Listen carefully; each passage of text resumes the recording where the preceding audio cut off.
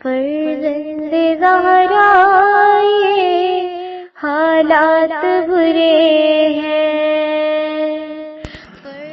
کاشانہ بصیرت ایک ایسا مکمل یوٹیوب چینل جس پر محروم بصارت کے لیے بالخصوص اور تمام افراد کے لیے بالعموم سینکڑوں کی تعداد میں اسلامی کتب دستیاب ہیں۔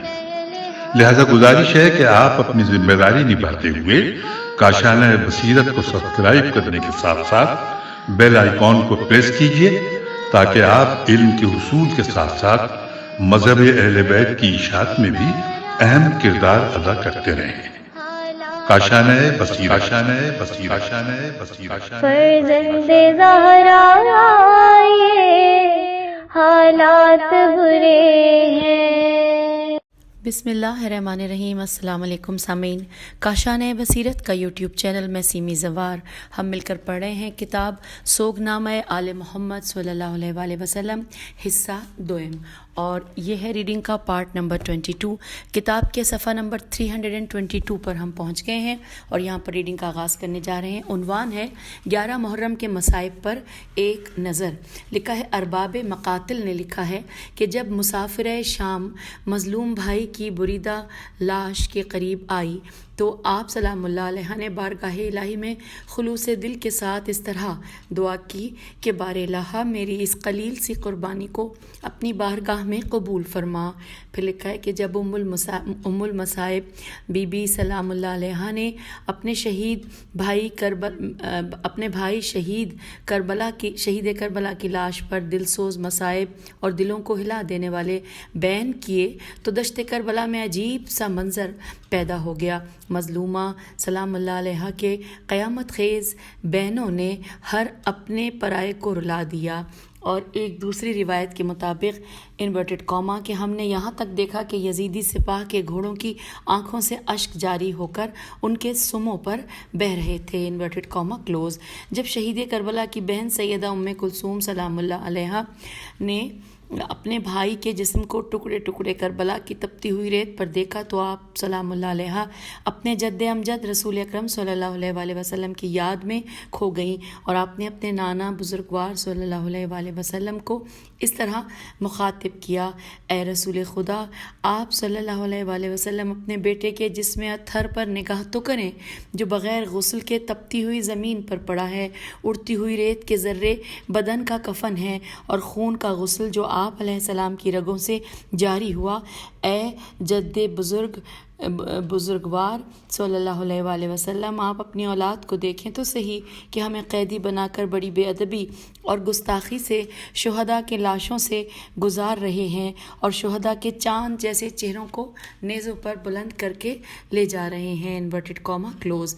امام مظلوم علیہ السلام کے سینہ اقدس پر سونے والی سکینہ نے جب اپنے بابا کے جسم اطہر کو پہچانا تو آپ سلام اللہ علیہ نے اس طرح مرثیہ پڑھا۔ سامعین، یہ جو مرثیے کے الفاظ ہیں وہ عربی میں ہیں اور ہم اس کا ترجمہ ساتھ لکھا ہے، پڑھتے ہیں۔ اے بابا، ہم سے آپ علیہ السلام نے کس قدر جلد جدائی کی۔ اے بابا، میں آپ علیہ السلام سے کس قدر جلد جدائی میں مبتلا ہو گئی ہوں۔ آپ علیہ السلام کے بعد میری سرپرستی کون کرے گا، یعنی مجھے سینے پر کون سلائے گا۔ اے میرے آقا و سردار، آپ علیہ السلام کے بعد یتیمان آل محمد صلی اللہ علیہ وآلہ وسلم کس کی حمایت تلاش کریں گے۔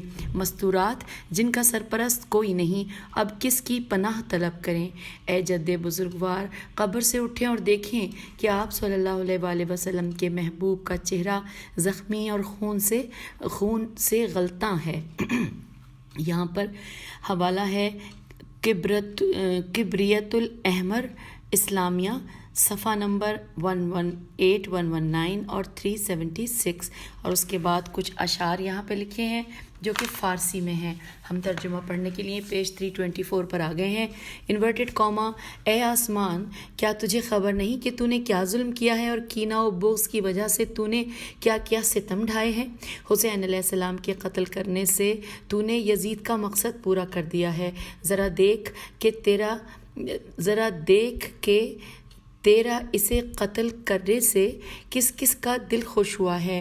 اے ابن زیاد، یہ عمل تو کبھی نمرود نے بھی نہیں کیا جو تجھ شداد نے کیا ہے، اور اس تنکے کے لیے جو درخت شقاوت کا پھل ہے۔ تو نے ایک عظیم گھرانے کے عظیم لوگوں کے ساتھ کیا سلوک روا رکھا ہے، وہ دین کے دشمنوں کے ساتھ نہیں کیا جا سکتا جو تو نے محمد صلی اللہ علیہ وآلہ وسلم اور حضرت علی علیہ السلام اور ان کی اولاد کے ساتھ کیا ہے۔ وہ گلا جو محمد مصطفیٰ صلی اللہ علیہ وآلہ وسلم کی بوسہ گاہ تھا، اسے تو نے کینہ و اناد کی وجہ سے خنجر فولاد سے ذبح کر دیا، انورٹڈ کاما کلوز۔ اور اس کے بعد پھر کچھ فارسی کے اشعار ہیں جن کا ترجمہ پڑھتے ہوئے ہم پیج 325 پر آ گئے ہیں۔ انورٹڈ کاما، تیرا جسم بغیر سر کے کیوں پڑا ہوا ہے؟ یہ کیا احوال ہے جسے دیکھ کر تیری بیٹی مری جاتی ہے؟ والد محترم، مجھے شمر ملعون نے اتنی مہلت نہ دی کہ آپ علیہ السلام کے پہلو میں تھوڑی دیر اپنے لیے جگہ بناتی۔ اے سلیمان، اس صحرا میں تیری انگلی کو کیا ہوا اور تیری انگوٹھی کہاں گئی؟ لکھا ہے، گرم اور جلا دینے والی دھوپ میں تیرا جسم بغیر لباس کے کیوں پڑا ہے؟ تو نے پرانے لباس پر قناعت کی لیکن وہ بھی تیرے جسم پر سے اتار لیا گیا، انورٹڈ کاما کلوز۔ مقاتل کی بعض کتابوں میں لکھا ہے، کربلا کی سوگوار ام المصائب حضرت زینب سلام اللہ علیہا نے جھک کر اپنے بھائی کے بکھرے ہوئے بدن کے ٹکڑوں کو چنا، اپنی آغوش میں لے کر پیار کیا اور بھائی کے کٹے ہوئے گلے پر بوسہ دے کر کہا، اے میرے بھائی، اگر یہ مجھے آپ کے پاس کربلا میں سکونت اختیار کرنے یا مدینے جانے کے لیے حق اختیار دیتے تو میں آپ کے پاس رہنے کو ترجیح دیتی، اگرچہ بیابان کے درندے میرے بدن کا گوشت نوچ لیتے۔ حوالہ ہے معالی السبتین، جلد نمبر 2 صفحہ نمبر 55۔ اور اس کے بعد ایک شعر ہے فارسی کا کہ جس کا ترجمہ ہے کہ چونکہ میرا کوئی بس نہیں ہے میں تجھے چھوڑ کر جا رہی ہوں، اے تن پارا میں تجھے خدا کو سونپتی ہوں۔ اور پھر آپ سلام اللہ علیہ نے فرمایا کہ اے میرے ماں جائے، ان مستورات اور بچوں کی دشمنوں سے حفاظت کرتے ہوئے تھک ہار چکی ہوں۔ یہ میری کمر یا چہرہ ہے جو دشمن کی ضربوں سے سیاہ ہو چکی ہے۔ حوالہ ہے معالی السبتین، جلد نمبر 2 صفحہ نمبر 55۔ پھر اگلی ہیڈنگ آ گئی ہے، ہم پیج 326 پہ پہنچ گئے ہیں، 327 بھی ساتھ ہی پڑھیں گے۔ اب ہیڈنگ ہے، اے میرے شیو جب ٹھنڈا پانی پیو۔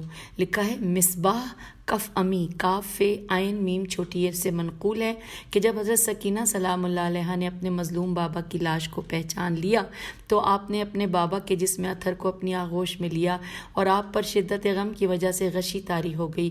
آپ نے بے ہوشی کی حالت میں سنا کہ مظلوم امام علیہ السلام فرما رہے ہیں، اے میرے شیعوں جب کبھی ٹھنڈا پانی پیو تو میری پیاس کو یاد کرنا، یا اگر تم کسی شہید یا مسافر کا ذکر سنو تو میری غربت اور شہادت پر گریہ کرنا۔ حوالہ ہے منتہی الاعمال، جلد نمبر 1 صفحہ نمبر 293 اور مصباح کف امی طبع ہند صفحہ نمبر 376۔ پھر لکھا ہے کہ جب سیدہ سکینہ سلام اللہ علیہ کو غشی سے افاقہ ہوا اور آپ نے ہوش سنبھالا تو آپ سٹ پٹا کر اٹھی اور اس وقت آپ سلام اللہ علیہ اپنے منہ کو پیٹ رہی تھیں۔ ایک اور روایت میں نقل ہوا ہے کہ سیدہ سکینہ سلام اللہ علیہ نے اپنے آپ کو اپنے بابا کے خون سے غلطاں لاش پر گرا دیا اور آپ شدت غم میں کئی بار روئیں اور چلائیں، یہاں تک کہ معصومہ سلام اللہ علیہ کو غش آ گیا۔ جب آپ کو ہوش آیا تو آپ سلام اللہ علیہ نے بتایا کہ جب میں غش کی حالت میں تھی تو میرے مظلوم بابا نے فرمایا، اور یہاں پہ جو فرمایا ہے وہ سارا فارسی میں ہے تو اس کا ترجمہ نیچے لکھا ہے، ہم پڑھتے ہیں۔ لکھا ہے کہ اے میرے شیعوں جب بھی تم ٹھنڈا پانی پیو تو میری پیاس کو یاد کرنا، یا اگر تم کسی شہید یا مسافر کا ذکر سنو تو میری غربت اور شہادت پر گریہ کرنا۔ میں سبت پیغمبر صلی اللہ علیہ وآلہ وسلم ہوں کہ جسے بغیر کسی جرم و خطا کے قتل کیا گیا، اور میری شہادت کے بعد میرے جسم کو گھوڑوں کے سموں سے پامال کیا گیا۔ کاش تم روز عاشورہ کربلا میں موجود ہوتے تو تم سب کے سب مجھے دیکھتے کہ میں کس طرح بچے کے لیے پانی طلب کر رہا تھا۔ انہوں نے میرے بچے کو پانی کے بدلے تیر چلا کر خون سے سیراب کیا۔ آہ کتنا درد انگیز اور دردناک سانحہ تھا جس نے مکے کے بلند و بالا پہاڑ پہاڑوں کو لرزا کر رکھ دیا اور وہ ویران ہو گئے۔ ہلاکت ہو ان پر کہ انہوں نے قلب رسول صلی اللہ علیہ وآلہ وسلم رسول الثقلین کو زخمی کیا ہے۔ اے میرے شیو، ہر زمان و مکان میں تم میں جتنی ہمت و استطاعت ہو ان پر لعنت کرنا۔ Inverted comma close. جب امام مظلوم سید الشہداء حسین علیہ السلام بن علی علیہ السلام کے سینہ اقدس پر سونے کی عادی مظلومہ سکینہ سلام اللہ علیہ نے اپنے بابا کے لاشے پر دل سوز بین کیے اور آپ نے ان دل خراش اشعار کو امام علیہ السلام کے لاشے پر پڑھا تو محشر برپا ہو گیا اور آپ سلام اللہ علیہ کے دکھی اور جگر پاش اشعار غم پر دوست دشمن سب ہی نے گریہ کیا۔ ہم آگے پیج 328 پر اور ساتھ ہی 29 بھی پڑھیں گے۔ لکھا ہے کہ کہتے ہیں کہ گربود در ماتمی صد نوحگر آہ صاحب درد را باشد اثر۔ فارسی ہی کا شعر ہے، میں نے ویسے ہی پڑھ لیا کہ غلطیاں تو ہوں گی۔ اس کا ترجمہ ہے کہ اگر ماتم میں سینکڑوں افراد نوحگر ہوں تو اہل دل پر اثر پڑتا ہے۔ اور پھر آگے ایک عربی کی لائن ہے جس کا ترجمہ ہے کہ عمر سعد کے حکم پر چند لوگ بی بی سکینہ سلام اللہ علیہ کے پاس آئے اور انہوں نے کھینچ کر آپ کو امام کے بدن سے جدا کیا۔ اور پھر یہاں پہ کچھ اشعار ہیں، ترجمہ پڑھتے ہیں کہ اے بدتینت دشمن، تو مجھے تازیانہ نہ مار، میں اپنے مقتول باپ کے پہلو سے جدا نہیں ہوں گی۔ میں عباس سلمدار اور علی اکبر علیہ السلام کے ہمراہ آئی تھی۔ میں یہاں سے بے کس اور تنہا نہیں جاؤں گی۔ جسم ہیں کہ اس حال میں زمین پر پڑے ہوئے ہیں، میں کوفہ و شام سروں کے ہمراہ نہیں جاؤں گی۔ اے بے شرم شمر، مجھے تماچے نہ مار، میں ام لیلہ کے ساتھ اپنے بھائی علی اکبر کے بغیر نہیں جاؤں گی۔ سامعین، پھر یہاں پر اب انورٹڈ کاما کلوز ہو گیا اور فارسی کے چند مزید اشعار ترجمہ بھی ساتھ ہے۔ انورٹڈ کاما کہ مجھے مت مارو کہ اس جنگل میں مجھے ایک کام ہے، اگرچہ یہاں کوئی پھول نہیں ہے لیکن گلزار میں پتے ضرور موجود ہیں۔ اے سارے بانو، یہ کوچ کوچ کی آوازیں نہ لگاؤ، اس قافلے کا بہرحال اپنا ایک قافلہ سالار ہے۔ اپنے بابا کی لاش پر میرا یہ گریہ غلط نہیں ہے، بلبل وہیں ہوتا ہے جہاں پھولوں کی گرم بازاری ہو۔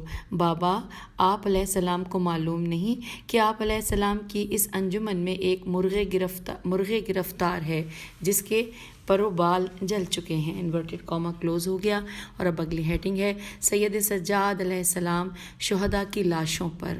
جیسا کہ روایات میں بیان ہوا ہے کہ امام سجاد علیہ السلام عاشور کے روز سخت بیمار تھے، لیکن یزیدیوں نے آپ سلام علیہ السلام کو اسی حالت میں اسیر کیا اور آپ کے گلے میں خاردار توق، ہاتھوں میں ہتکڑیاں اور پاؤں میں بیڑیاں ڈالیں۔ بے رحم اور سفاک سپاہیوں نے آپ علیہ السلام کے گلے میں اس قدر بھاری توق ڈالا کہ آپ کی کمر جھک گئی۔ آپ میں شدت مرض سے اونٹ پر بیٹھنے اور اٹھنے کی طاقت نہ تھی۔ ظالموں نے آپ علیہ السلام کے دونوں پاؤں اونٹ کے شکم سے مضبوطی کے ساتھ باندھ رکھے تھے تاکہ آپ علیہ السلام گرنے نہ پائیں۔ جب اسیران آل محمد صلی اللہ علیہ وآلہ وسلم کے قافلے کو شہداء کے لاشوں پر سے گزارا گیا تو سب اونٹوں سے اتر آئے اور شہدائے کربلا کے سربریدہ لاشوں کے پاس پہنچے۔ حوالہ ہے تاریخ التواریخ اور رحلی صفحہ نمبر 303، اور ہم کتاب کے 330 پیج پر آ گئے ہیں اور 331 اس کے بعد پڑھیں گے۔ لاشوں پر سے ہم آگے چلتے ہیں۔ لکھا ہے لیکن اس پورے قافلے میں ایک قیدی بیمار کربلا علیہ السلام تھے جو اونٹ سے اتر نہ سکے اور شہداء کی لاشوں کو مس نہ کر سکے۔ اس بے کسی کے عالم میں حضرت امام سجاد علیہ السلام کی آنکھوں سے آنسوؤں کی بارش برس پڑی۔ بیمار کربلا علیہ السلام پر زنجیروں اور طوق و سلاسل کا اس قدر بوجھ ڈال دیا گیا کہ گویا آپ علیہ السلام کے بدن سے روح نکل گئی ہے۔ آپ علیہ السلام نے بے سر شہداء کو اونٹ کی پشت پر بندھے ہوئے ہی سلام کیا اور غم سے نڈھال ہو گئے۔ روایت میں ہے کہ تمام اسیران اہل بیت علیہ السلام سے امام سجاد علیہ السلام کی حالت بہت نازک ہو گئی، جیسے ابھی روح پرواز کرنے والی ہے۔ جب صابرہ آل محمد صلی اللہ علیہ وآلہ وسلم سیدہ زینب سلام اللہ علیہ نے اس دل خراش منظر کو دیکھا کہ وارث شہداء امام علیہ السلام امام وقت لاشوں کے قریب ہونے کے باوجود پرسا نہیں دے سکے، تو بی بی زینب سلام اللہ علیہ اپنے بیمار بھتیجے کے پاس آئیں اور آپ نے فرمایا، اے میرے بابا کی یادگار، اے میرے جد بزرگوار کی نشانی، اے میرے بھائی کے لخت جگر، میں آپ علیہ السلام کو کس حال میں دیکھ رہی ہوں کہ آپ علیہ السلام زنجیروں میں جکڑے ہوئے ہیں اور آپ نے شدت غم و گریہ سے عجیب حالت بنائی ہے، اس طرح تو آپ علیہ السلام ہم سے جدا ہو جائیں گے۔ اس وقت سجاد علیہ السلام نے اپنی پھوپھی کے جواب میں ارشاد فرمایا انورٹڈ کاما میں کہ میں کس طرح جزا نہ کروں، جیم زے عین نہ کروں اور کیوں کر صبر کروں کہ میں دیکھ رہا ہوں کہ میرے والد بزرگوار، میرے بھائی، میرے چچا اور میرے چچاؤں کے بیٹے نیز وابستگان کربلا کے ویرانے میں اپنے خون میں لت پت پڑے بے گور و کفن پڑے ہیں، کسی نے بھی ان کو دفن نہیں کیا کہ جیسے یہ خاندان ویلم سے ہوں، واو یہ لام میم۔ پھر لکھا ہے صابرہ آل محمد صلی اللہ علیہ وآلہ وسلم نے اپنے بھتیجے کو حوصلہ و صبر کی تلقین کی اور امام سجاد علیہ السلام کی دلداری کرتے ہوئے فرمایا، اے میرے جد بزرگوار اور والد عظیم القدر علیہ السلام اور میرے مظلوم بھائی کی یادگار، پریشان نہ ہونا، خدا کی قسم یہ سانحہ خدا سے ایفائے عہد ہے، فراعنہ مصر انہیں نہیں پہچانتے ہیں، وہ آئیں گے اور ان کے ٹکڑے ہوئے لاشوں کو دفنائیں گے اور آپ علیہ السلام کے والد بزرگوار علیہ السلام کی قبر اطہر پر ایک نشان یادگار بنائیں گے، جو یادگار کبھی پرانی ہوگی اور اس کا اثر کبھی نہ مٹ پائے گا۔ کسی عہد اور زمانے کا کوئی ظالم بادشاہ اس قبر کی علامت کو مٹانا بھی چاہے گا تو یہ عوام الناس کے درمیان اتنی ہی شہرت حاصل کرے گی اور روز بروز مبارک مقام اور رونق اختیار کرتا جائے گا، انورٹڈ کاما کلوز۔ حضرت امام سجاد علیہ السلام نے دریافت فرمایا، پھوپھی اماں یہ کون سی حدیث ہے؟ بی بی پاک سلام اللہ علیہ نے ام ایمن کی داستان کو سید سجاد علیہ السلام کے سامنے بیان کیا۔ یہ فارسی میں اشعار ہیں، اس کو ہم پڑھتے ہیں، اس کا ترجمہ، اور ہم پڑھتے ہوئے پیج 332 پہ آ گئے ہیں اور اس کے ساتھ ہی 333 بھی ہے، وہ بھی پڑھیں گے۔ انورٹڈ کاما میں ترجمہ ہے کہ میری آنکھ کا پیالہ تیرے داغ سے لبریز ہے، تیرے بعد میرے لیے ایک ایک دن ایک سال کے برابر ہے، اے وہ کہ جس کا مقام ہمیشہ دوش نبوت صلی اللہ علیہ وآلہ وسلم پر تھا، تجھ سے کیا قصور سرزد ہوا کہ یہ قید تیری خوابگاہ ہے؟ یہ نہیں کہا جا سکتا کہ تیرا جسم خاک سے متعلق ہو گیا، البتہ دشمن کے گھوڑوں نے تیرا جسم پامال کیا ہے۔ یہاں پر ان اشعار کا ترجمہ انورٹڈ کاما میں مکمل ہوا۔ اب لکھا ہے کہ کربلا کے بے کفن لاشوں الوداع، یہ ہیڈنگ ہے۔ اسیران کربلا کے لیے وہ منظر قیامت کا منظر تھا جب انہیں کربلا کے ویرانے میں تپتی ہوئی ریت پر اپنے شہداء کے ٹکڑے سر بریدہ لاشوں سے الوداع کیا گیا۔ جس وقت مدینے کی شہزادی بنت علی علیہ السلام مشن حسینی علیہ السلام اور دین اسلام کی بقا کے لیے کربلا آئیں تو آپ سلام اللہ علیہ کے ساتھ سید الشہداء امام حسین علیہ السلام، مولا عباس علیہ السلام، حضرت شبیہ رسول علی اکبر علیہ السلام اور دوسرے عزیز تھے۔ اب جب اسیر کوفہ و شام رسن بستہ ہو کر کربلا سے چلیں تو وہ عظیم ہستیاں تو اپنے اپنے خون میں غلطاں کربلا میں پڑی تھیں۔ عقیلہ بنی ہاشم نے اپنے شہداء کی لاشوں کو روتی آنکھوں اور تڑپتے دل کے ساتھ الوداع تو کیا، لیکن حضرت زینب سلام اللہ علیہ کا دل ایک لحظے کے لیے بھی ان شہداء کو چھوڑنے کے لیے تیار نہ تھا۔ آپ شہداء کے لاشوں سے جدا ہونے کے لیے آمادہ نہ تھیں، مگر آپ سلام اللہ علیہ کو مجبوراً جدا ہونا پڑا کیونکہ جدائی کے علاوہ کوئی چارہ ہی نہ تھا۔ لکھا ہے بیویاں اپنے شہداء کے لاشوں کے پاس نوحہ کنا تھیں کہ ایک یزیدی سنگ دل زجر بن قیس نے ہاتھ میں تازیانہ پکڑا، وہ قتل گاہ کے پاس آیا اور اس نے اسیران اہل بیت علیہ السلام کو چیخ چیخ کر کہا کہ جلدی جلدی اونٹوں پر سوار ہو جاؤ اور کوفے کی طرف روانہ ہو۔ لیکن سوگوار بیبیاں شہداء کی لاشوں سے جدا نہ ہوئیں تو اس ظالم نے سنگ دل درندے نے ظلم کی داستان اس طرح رقم کی کہ اس ظالم نے اس طرح تازیانوں سے ظلم کیا کہ دکھوں کی ماری ہوئی بیبیاں اونٹ پر نہ چاہتے ہوئے بھی سوار ہو گئی۔ پھر لکھا ہے کہ زجر بن قیس لعین نے بڑی بے رحمی اور بزدلی کا مظاہرہ کیا اور چھوٹے چھوٹے یتیمان آل محمد صلی اللہ علیہ وآلہ وسلم اور مستورات اہل بیت علیہ السلام پر ظلم کیا اور ان بے سہارا اور غریب الوطن پردیسیوں پر تازیانے برسائے۔ حوالہ ہے تقلم الزہرا قاف لام میم تقلم الزہرا صفحہ نمبر 177 اور مقتل الحسین مکرم صفحہ نمبر 382۔ آگے لکھا ہے کہ مسافر شام نے بڑی مشکل سے بھائی کی تازہ آباد کی ہوئی لہو نگری کربلا کو الوداع کیا۔ کربلا کی شیر دل خاتون نے بادل ناخواستہ اپنے شہداء کو خدا حافظ تو کہا، لیکن زینب سلام اللہ علیہا کے دل پر کیا بیتی یہ فقط زہرا سلام اللہ علیہا کی لاڈلی زینب کبریٰ ہی جانتی ہیں کہ کس طرح بی بی پاک سلام اللہ علیہا اپنے بھائیوں، بھتیجوں اور بیٹوں سے جدا ہوئیں۔ بی بی کے اس غم کو لفظوں میں بیان کرنا ممکن نہیں ہے۔ سیدہ زینب سلام اللہ علیہ کی شان و شوکت اور عزت و احترام کا اندازہ اس بات سے لگایا جا سکتا ہے کہ جب شہزادی مدینے میں اونٹ پر سوار ہوتی تو آپ کے بھائی اور بھتیجے آپ کو بڑی عزت و توقیر و احترام سے سوار کرتے تھے۔ کوئی اونٹ کی مہار کو پکڑتا، کوئی زانوؤں کو زین بناتا تاکہ ثانیہ زہرا اپنے پاؤں کو زانوں پر رکھ کر اور احترام و توقیر سے وہ بی بی پاک کو سوار کیا جاتا۔ لیکن کربلا میں موسم بدل گئے تھے، ریتیں بدل گئی تھیں اور غریبی اور محرومی سادات کا مذاق اڑا رہی تھی۔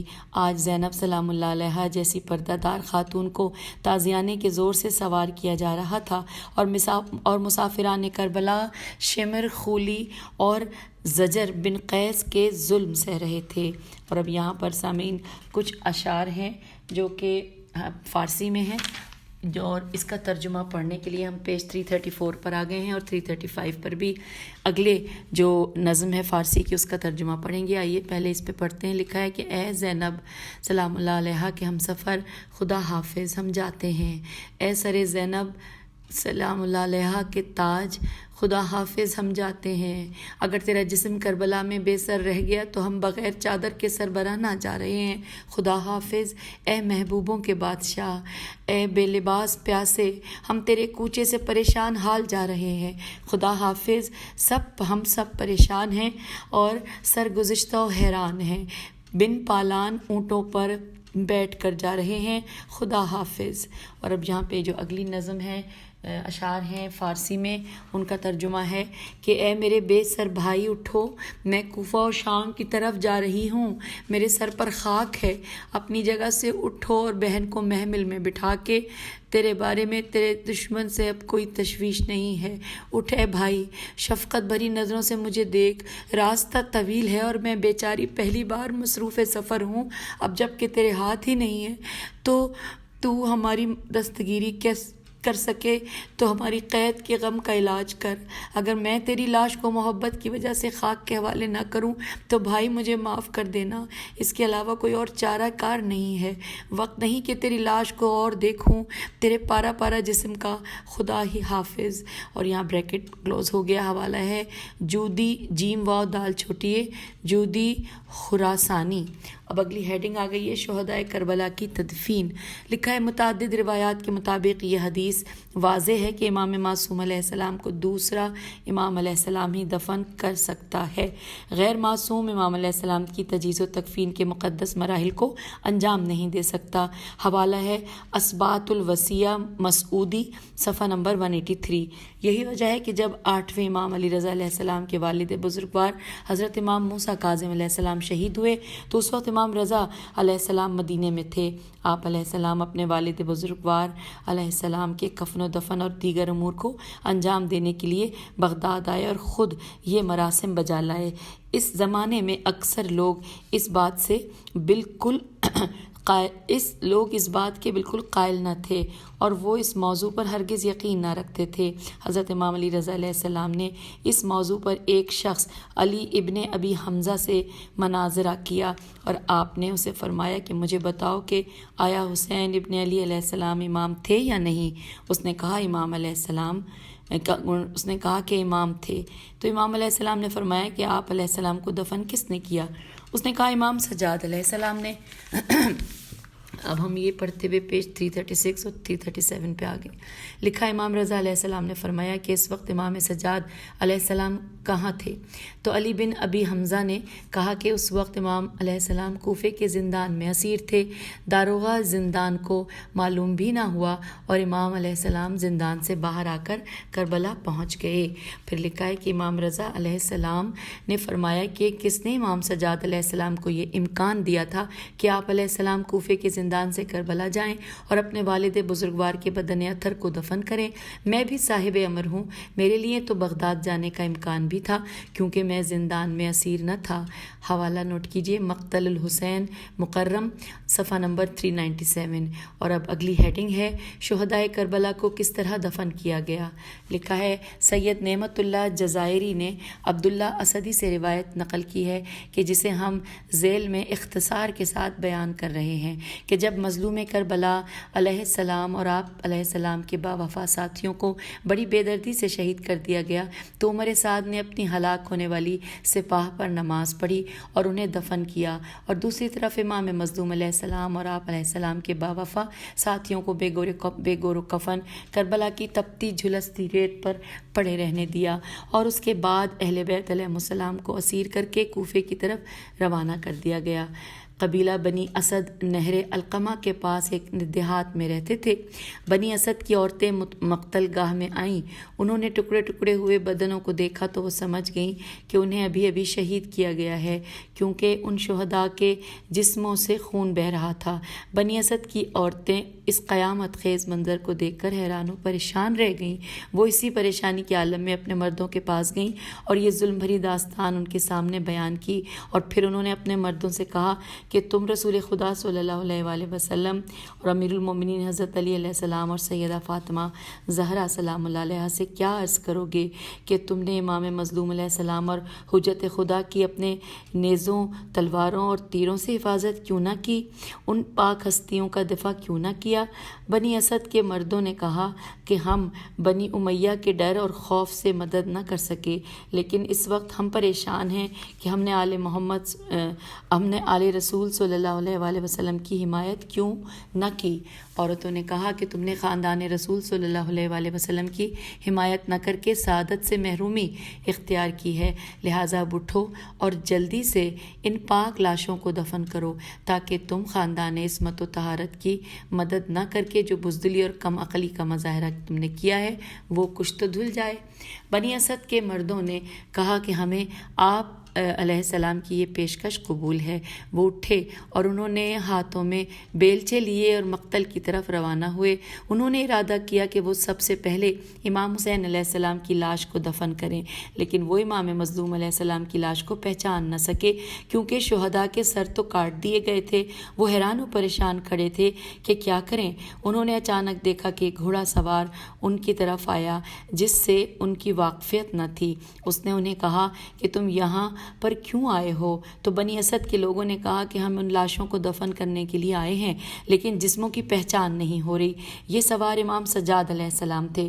جب آپ علیہ السلام نے یہ جملہ سنا تو بلند آواز سے گریہ کیا اور چیخ کر کہا کہ آہ میرے بابا اور آہ ابا عبداللہ الحسین، کاش آپ علیہ السلام موجود ہوتے تو آپ دیکھتے کہ مجھے اسیر اور خوار کیا گیا ہے۔ سامعین، یہاں پہ کچھ اشعار ہیں جس کا ترجمہ ہم مل کر پڑھیں گے۔ ناگاہ قبلہ کی طرف سے باد صبا کی رفتار سے سورج جیسے چہرے والا ایک سوار دور سے ظاہر ہوا۔ اس کے سر پر سبز عمامہ تھا۔ وہ حضرت یعقوب علیہ السلام کی طرح نالے کرتا تھا۔ وہ بیٹا بیٹا کہتے تھے اور یہ بابا بابا کہتا تھا۔ اور پھر لکھا ہے ہم پیج 338 اور 339 پہ آ گیا. لکھا ہے کہ پھر آپ علیہ السلام نے ان سے فرمایا کہ میں تمہاری رہنمائی کرتا ہوں. آپ علیہ السلام گھوڑے سے اتر پڑے اور شہداء کی لاشوں کے پاس سے گزرتے گئے تاکہ آپ علیہ السلام کی نگاہ اچانک اپنے والد بزرگوار کے پیکر پر پڑی. اور یہاں نہیں دوبارہ پڑھتے ہیں کہ لاشوں کے پاس سے گزرتے گئے تا کہ آپ علیہ السلام کی نگاہ اچانک اپنے والد بزرگوار کے پیکر پر پڑی. آپ علیہ السلام نے اس پیکر اقدس کو اپنی آغوش میں لے لیا اور آپ کی آنکھوں سے آنسوں کے موتی برسنے لگے. اور پھر آپ علیہ السلام نے فرمایا اے بابا آپ علیہ السلام کی شہادت سے شامیوں کی آنکھیں روشن ہو گئی ہیں اور بنی امیہ خوش ہو گئے ہیں. اے بابا آپ علیہ السلام کے بعد میرے غم و حزن میں اضافہ ہو گیا ہے. Inverted comma close. پھر لکھا ہے کہ پھر آپ علیہ السلام نے اپنے ہاتھوں سے لحد تیار کی اور اپنے والد بزرگوار کو دفن کیا. اور پھر آپ علیہ السلام قبر سے باہر آئے اور دوسرے شہداء کی لاشوں کی شناخت کی. نیز بنی اسد کے لوگوں کی مدد سے انہیں دفن کیا.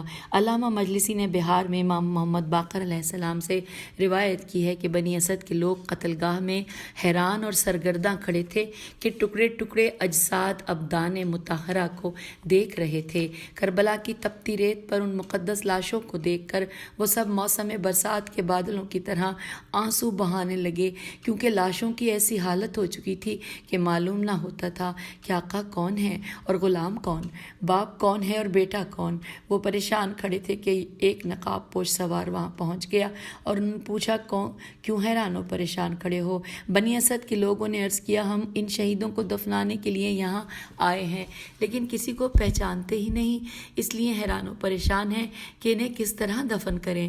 اس سوار نے کہا کہ میں ان سب کو جانتا ہوں اور تمہیں سب کا ایک ایک کر کے تعارف کراتا ہوں. اور پھر وہ سوار ایک ایک شہید کے پاس آتا اور اس وجود مقدس کے نام سے نام پوچھتا اور پھر اس نے بنی اسد کے ایک گروہ کی نصرت کی. سوار کی رہنمائی میں وہ تمام شہدائے کربلا کی تجہیز و تدفین میں مشغول ہو گئے. مرحوم شیخ مفید ارشاد میں لکھتے ہیں، کتاب ارشاد میں لکھتے ہیں، یعنی تمام شہداء جو اہل بیت علیہ السلام سے تھے، جو امام علیہ السلام کے ارد گرد پڑے تھے، ان کے لیے ایک گڑھا یعنی ایک مشترکہ لحد جسے گنج شہیداں کہا جاتا ہے کھودا اور تمام اجساد مقدسہ کو اس گڑھے میں جمع کیا گیا، نماز پڑھی اور دفن کیا گیا. اور پھر امام سجاد علیہ السلام کی نظر ایک ایسے بدن پر پڑی جو ٹکڑے ٹکڑے ہو چکا تھا، سر ساتھ نہ تھا اور جسم پر زخموں کا شمار نہ تھا. امام سجاد علیہ السلام اس وجود مقدس پر گر پڑے اور بلند آواز سے گریہ کیا. بنی اسد کے لوگوں نے بھی گریہ کیا. بڑی دیر تک امام علیہ السلام اس مظلوم علیہ السلام کے لاشے پر آنسو بہاتے رہے اور ماتم کرتے رہے، سر میں خاک ملائی. بنی اسد کے لوگوں نے پوچھا کہ یہ کس شہید کا بدن ہے؟ حضرت امام سجاد علیہ السلام نے فرمایا کہ اے بنی اسد، یہ میرے مظلوم بابا حسین علیہ السلام کا بدن مبارک ہے. امام علیہ السلام نے نماز پڑھائی اور خود اس بدن اطہر کو دفن کیا، یعنی اس قبر میں جو خود رسول صلی اللہ علیہ وآلہ وسلم نے تیار کی تھی. دفن کے بعد بڑی حسرت اور شدت غم میں گریہ کرتے ہوئے قبر پر مٹی ڈالی اور اپنی کانپتی ہوئی شہادت انگشت سے قبر پر لکھا ھذا قبر حسین بن علی بن ابی طالب علیہ السلام. دیگر روایات میں آیا ہے کہ آپ نے بنی اسد کے لوگوں سے ایک چٹائی طلب کی اور آپ نے اپنے بابا کے اعضائے بدن کو اس پر رکھا اور قبر میں پہنچایا. قبر کے اندر سے رسول خدا صلی اللہ علیہ وآلہ وسلم کی طرح کے 2 ہاتھ نمودار ہوئے اور انہوں نے لاش امام علیہ السلام کو پکڑا اور قبر میں پہنچا دیا. ایک اور روایت میں آیا ہے کہ امام سجاد علیہ السلام نے اپنے والد کی قبر کو تیار کرنے کے بعد اپنی انگلی سے قبر پر کے اوپر لکھا کہ یہ حسین بن علی علیہ السلام ابن ابی طالب علیہ السلام کی قبر ہے جو پیاسے اور مسافر مارے گئے. Inverted comma close. اور اب یہاں پر ہم آپ سے اجازت چاہتے ہیں پیج 340 پر. اگلی جو ہیڈنگ ہے وہ بتاتی چلوں. ہیڈنگ ہے کہ امام سجاد علیہ السلام حضرت غازی عباس علیہ السلام کے لاشے پر. یہ ہم اگلی نشست میں پڑھتے ہیں. پیج 340 پر اجازت اور پیج 340 ہی پر اگلی نشست میں ریڈنگ کریں گے. خدا حافظ. فی امان اللہ.